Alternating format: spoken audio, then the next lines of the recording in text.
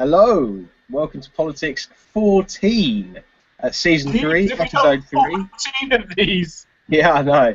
I mean, we've got to try and keep it to half an hour this week, so we're trying to do the format of a show that it was meant to be. It's currently 21:48 live, so we got. Well, we were supposed to start 18 minutes ago, so far we're doing really well. Yeah, but you know, no one else knew that, so you've just completely blown our cover.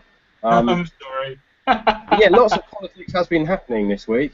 I assume we'll actually get to talk about the migrant crisis this week, which weirdly has taken second fiddle to the Russian involvement in Syria. Which actually kind of brings us quite nicely onto the migrant crisis, in my view. I mean, let's be honest. If the whole reason there is a migrant crisis is purely because of the Syrian civil war. And ISIS as a result, or IS or Daesh, which I'd like to refer them as in this podcast now. The whole reason that that Daesh exists is purely because of the Syrian civil war, and I find it quite interesting that Russia are now getting involved, and they're hitting targets, but no one really knows where those targets are. I don't even think the Russians know where they are. Everyone's sort of like thinking, well, the Russians saying we're hitting Daesh targets, and the Americans saying, no, you're not. You're hitting other rebel group targets, and we're sort of caught in the middle, going, well, they've apparently hit some Daesh targets, but apparently hit some other targets as well. So realistically, I mean, let's be honest. Russia are probably bombing just Turkey or Saudi Arabia at the moment. They're not really bombing Syria. They're doing whatever they want, really.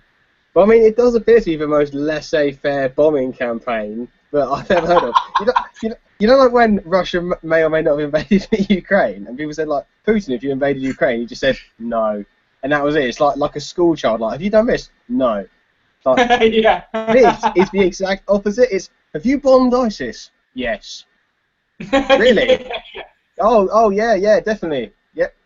We had bombs. Now they're in the ground. There's craters in that. So we bombed Daesh. And do you know what? We believe that's where ISIS were before the crater was. So, yeah, you can't see them now because there's a crater there, and some of them ran away. Like I honestly don't know what to make of it. The weird thing is obviously the UN at the UN within the last week since we did the last podcast.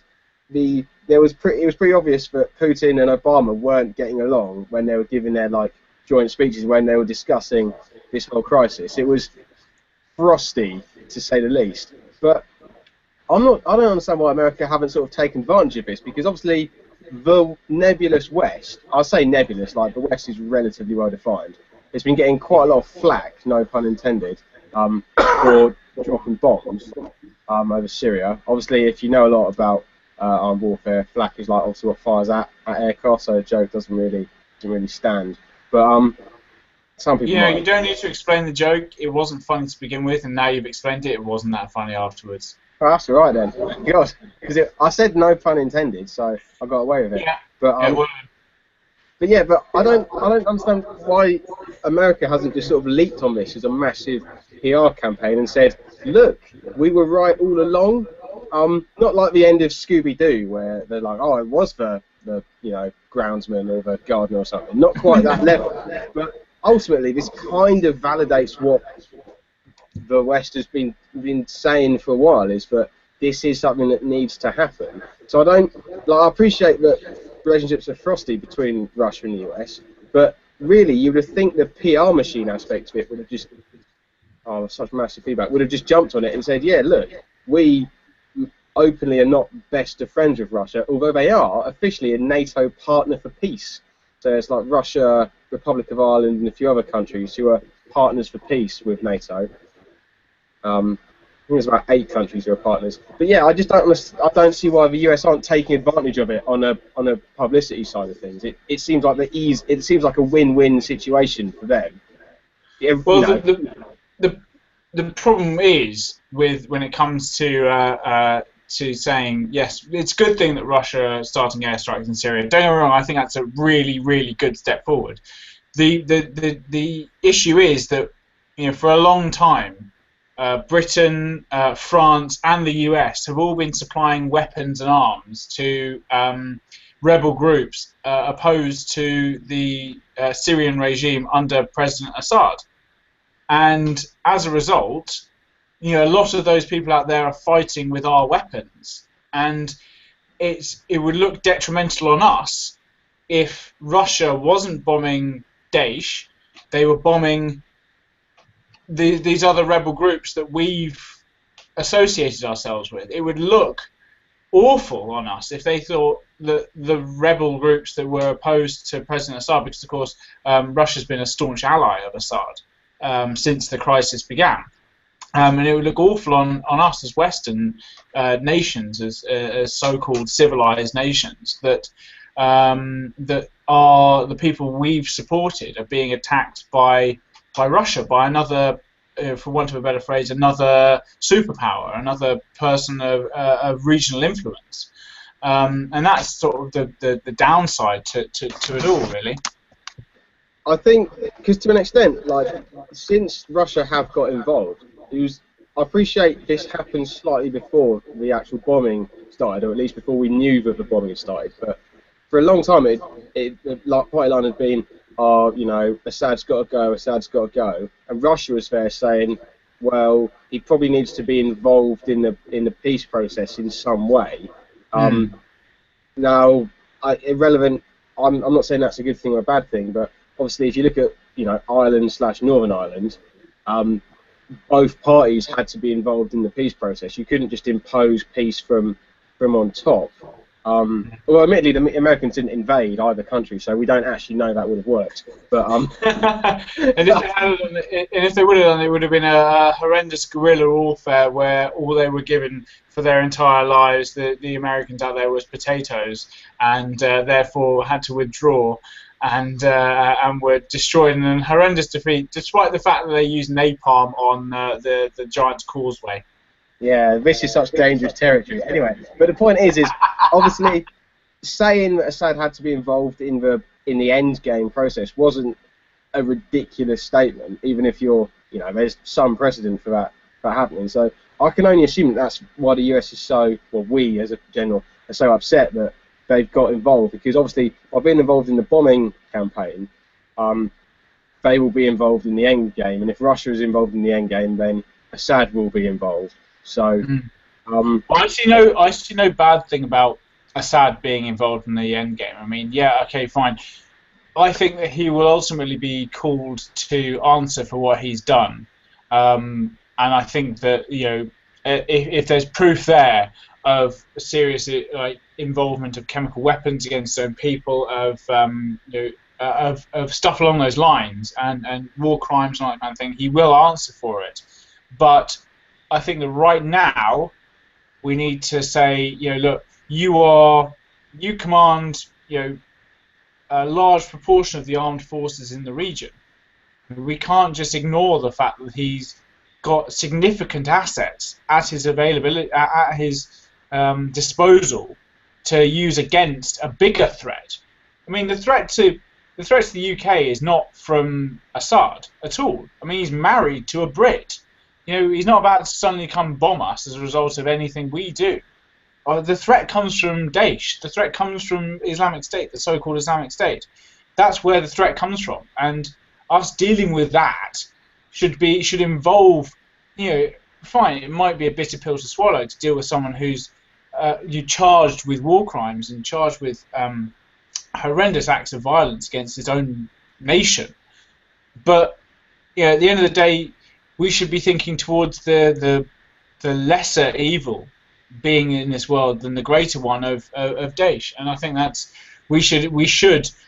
Russia is, for all intents and purposes, correct at the moment in saying we should involve Assad in the peace process, because he's the only person in the region who has any. And again, the US has a serious issue with Iran as well, and I don't. I think that we should involve Iran in all talks, not nuclear talks. That's what I'm talking about with Iran, but with all talks in the region, because Iran again is a stable for want of a better word, a stable nation within the region.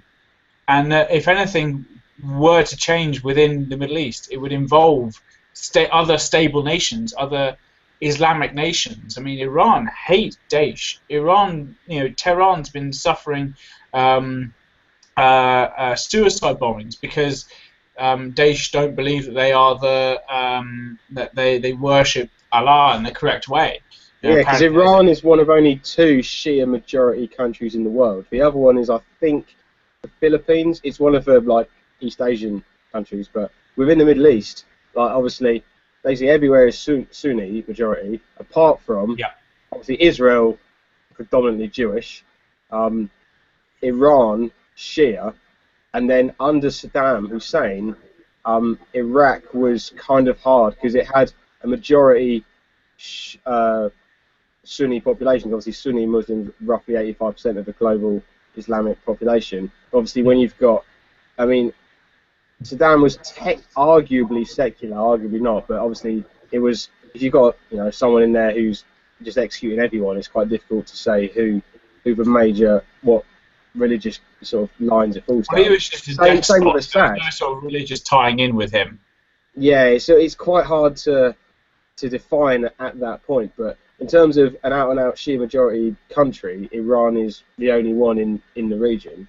And since the fall of Iraq, so obviously Iraq was quite a major player, obviously lost first Gulf War, but still had significant armed forces within the region. So Iran is now arguably the strongest country, excluding Israel, within that sort of group of countries, just because it's had hasn't had the government overthrown for the longest time. So it's quite difficult to deal with a situation without involving the local powers. Yeah, which you do have to involve Iran in any potential talks regarding the dealings with Daesh. You do just have to do that. Purely because, as you said, they're the only stable government in the region. They're the only ones that haven't been overthrown for the longest time. And trying to include Saudi Arabia and the United Arab Emirates in this kind of thing it's impossible, because they have a propensity not to care. And that's I know this sounds really weird, but that's that's a very anti-Islamic view. As in sort of the Muslims as a whole tend to be quite a caring, quite a giving community. One of the 5 pillars of Islam is to give a certain amount of your income to charitable giving, to donate to people who are less well off than yourself. And so it's a culture that's born on giving to those who are less able. And I think certainly within Saudi Arabia itself, there is a real lack of care upon everyone else in the world, because they've got so much money, because they make so much money. They used to make a lot of money out of tourism, because everyone would come for the Hajj pilgrimage to Mecca and to go to the Grand Mosque in Mecca and pray to the I can't remember what it's called, but pray to the big black cube in the middle. And they, that was where they made their money from, was to make sure that they fleeced every pilgrim for every penny that they're worth. And of course, they discovered oil, and therefore their lack of caring, their lack of honouring, certainly one of the 5 pillars of Islam, is something that's a real issue within the region, because they're one of the most powerful nations in the area. But they just don't care. As long as they're happy, they're comfortable, then they just well, everyone else can get on with it and sod the lot of you, really. Yeah, I mean, I appreciate, given the migrant crisis, which we've yet again failed to talk about, we're not in a massive position to criticise not helping other people right now in Europe. But there's some truth in that. The stuff you reference, from what I've seen on Vice and other documentaries, that is literally how Daesh are running their state. Is something like 10% tax, which I'd probably be wrong on this, but from what I understand, that's what's outlined in the Quran. And the pillar of giving. That is literally how their sort of version of a welfare state runs. It's like where it says it in the book, so that's what's going to happen. Yeah. And anyway, we need to move on, and we will talk about the migrant crisis next week. I'm putting my foot down. We've mugged it off for too long. We do need to get on to celebrity gossip though, and then wrap up because of time constraints. It hasn't been a huge week. Because regular watcher. All right, Paul, how's it going? Like, as you may have realised, like neither of us are actually massive on celebrity gossip. So basically, if we know about anything, then we know it's big news. But I haven't heard anything this week, so I did my homework. I went on to Heat World. I think the biggest news this week is that Tom Daley has announced that he's engaged to his partner. So, like, obviously that is good news for him and presumably his partner as well. If it's bad news for him, more fool him for saying yes. Yes, that's the time to opt out. So if he's regretting it now, that's his own fault, really. Easy. I know what you mean. Fair play to him. The guys. I don't think many people were that surprised when he came out. Fair play to him for coming out and for getting engaged. As you say, married life is completely different, and it's not something I want thrust upon myself. Well, he's a pretty young bloke. He's younger than both of us, so he's actually getting married at a very young age for where society is now. Yeah, but mate, he's also richer than both of us, so he can kind of get away with it. And he's better at diving than both of us, but not the Chelsea team. So, And he's not as good at banter as us either. Well, we don't know that. We'll invite him on the podcast, and let's be honest, it's not like he's got to have much banter to be better than either of us. So it's all unconfirmed. It's all alleged. But one thing we did forget to do is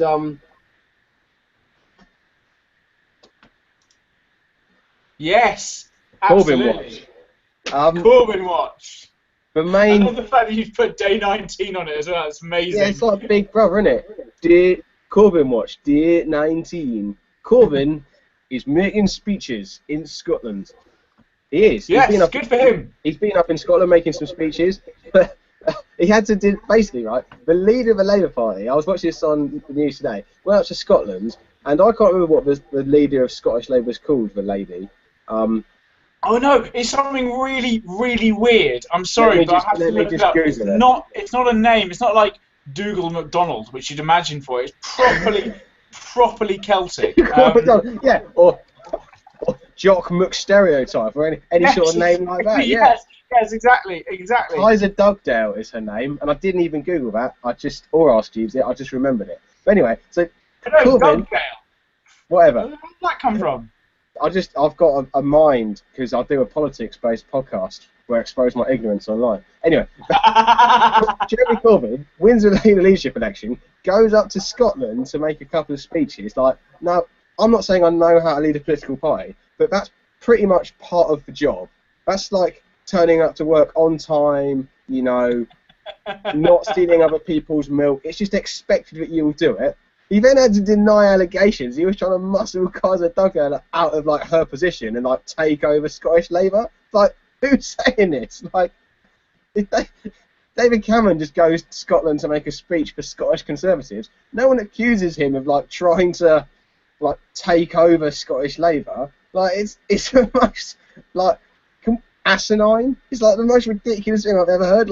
He's the leader and he's making a speech. Don't accuse him of trying to take over someone else. If by that logic, Daily Mail, perhaps. No, I can't remember where it was on, but by that logic, anyone who is in a senior position that means that if I don't know, Nigel Farage goes to somewhere and makes a speech, then in theory he's trying to take over from the local UKIP councillors. No, he's just he's the headline act of that particular show.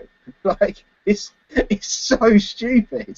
I love the idea that this is what the reaction is when Jeremy Corbyn's coming this time, that he's going to take over Scottish Labour. next time he goes up there, it'll be Jeremy Corbyn tries to invade Scotland. Yeah, exactly. Like preempting that independence thing by getting the army up there quickly before he disbands. or in fact, he makes a speech at Holyrood, and he's sort of saying how Scotland's better within the Union, and the papers just say Jeremy Corbyn holds Holyrood to ransom. The thing I love now is, like, I'll see it a lot on the celebrity gossip stuff when I'm googling it. It's the word. Now this is actually a bit of a like bugbear of mine. It's the word slams. Like that gets thrown around now, and it is to the point where it's almost absolutely meaningless. Like basically, What someone does it can. mean in the first place? Well, because it kind of conjures up images that someone has like absolutely like tried to ruin someone else, like with something they've said, like this person is intellectually void or like morally bankrupt, or something like quite offensive, like they've absolutely slammed their personality. But now it's in the same way that the word literally has been downgraded in the dictionary to mean figuratively. People are just overusing like sort of more extreme ends of words. I can't remember where it was last time, but basically someone tweeted something like, "Not a big fan of X's new song." It's like, let's say it's Katy Perry and Harry Styles, because I can't think of two better people. But I can't think of a good example. But now, like the sort of celebrity gossip world would be like, Katy Perry slams Harry Styles. Like, no, she just didn't compliment him as much as she could have done. That's not the same as like intentionally trying to slam someone. Like Prime Minister's Questions time, yes, like Corbyn, well probably not Corbyn, but like back in the day, like Cameron and Miliband would have tried to slam each other. But now it just gets roped out. It's like Corbyn slams Kaiser Dugdale, says she's doing a decent job but could have been nicer. Like it's so so short-sighted. He's literally run out of everything. Anyway, that's me ranting. Sorry, I'm just getting annoyed about stuff now. That's right. I'm slamming social media. Exactly. The caption tomorrow for some really shit pic of the two of us like doing this. It says, Matt Blakey slams people slamming other people. Upstart YouTube channel slams Google. Google, you'll occasionally do stuff I don't like. Slams! Like... I've got an Android phone. I find no problem with them stealing my private data. It's okay. Yeah, it's okay. It's fine. Slammed! No, slammed. It's like, you could be stealing it better, if I'm being honest. Yes, it's just absolutely slammed. Anyway, it hasn't been a lot more celebrity gossip, really. The best one I liked is that apparently Lord Sugar off of The Apprentice and You're Fired, all that sort of business. Apparently he used to feel sorry for Katie Hopkins. I've just got that no more up on my screen. Yeah, but no more. So I can't blame him. Like he's made a lot of money, so he's obviously not he's got some brain cells. He knows how to do stuff, and as long as that thing is making money, and he knows how to get on TV. Unlike a lot of the people who applied to The Apprentice and only on TV for a week, he's been on it for years. What a genius! But I guess he's just slammed Katie Hopkins. So more slamming. I love this. Have you seen this tweet from Katie Hopkins? It says, "Let me guess, Lord Sugar, do you A, feel sorry for me, or B, need to refer to The Apprentice again? Come on, fess up." Well, first of all, it's neither of the above, and you're stupid and miserable and actually filth. So, Katie Hopkins slams a lot of people. Now, in fairness, there are a lot of controversial figures in the media, so, saying negative things about people in the media doesn't necessarily mean I disagree with you. But apparently, that baby that was born with like half a skull? Like, you may have seen a picture of it. Yes, I do. Apparently she said some mean stuff about that. I'm like, it's a baby? Like, how? Like, I'm not saying, but... Because, the only thing negatively you can say about babies is sometimes someone's got a baby and it's like, oh, isn't it really cute? And you're sitting there thinking, no, it's not. Yeah. It's not even a run-of-the-mill baby. It's pretty bad looking. But, like, you can't exactly slam a baby. It's like, oh, it threw up on me. Yeah, that's part of what babies do. It made lots of noise. Well, yeah, it's a baby. Like, I don't understand how you can really, like, say anything negative, like, truly negative about a baby. I'm I'm starting to think she's losing the plot. I'm starting to think she's slowly morphing into a cartoon version of herself, just to get more views and clicks. Can you do that to up the ratings on this show? Well, a more cartoon version of myself. I don't think. That I would be particularly good as a cartoon version of myself. Look at this slightly more liberal person than most people walking outside on the street. Yeah. Let's look at this person who shakes hands with both black people and gays and does it vigorously online. I don't think I can become a more cartoonish version of myself without sort of being so utterly ridiculous as a liberal, normal person that I am. No, you're too regular. That's your problem. Slam. Yeah, I'm just too normal. That's my issue, is that in the grand scheme of things, if I was a cartoon version of myself, I would be a normal cartoon of a normal person, and that would be appalling. You'd be the central character surrounded by weirdos. like here is a normal man. He is quite normal. Have you read the comics Dilbert?